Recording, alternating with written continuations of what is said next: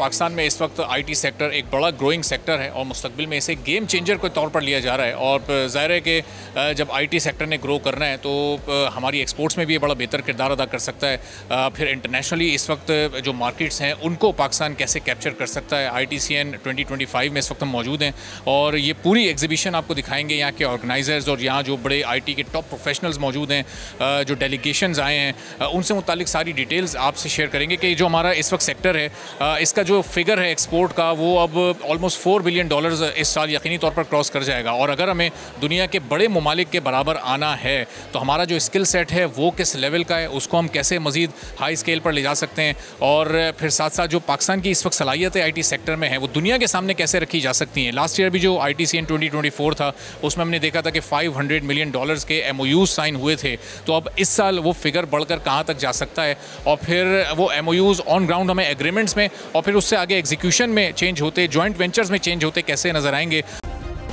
Subscribe करें और bell दबाएं ताकि कोई खबर रह न जाए।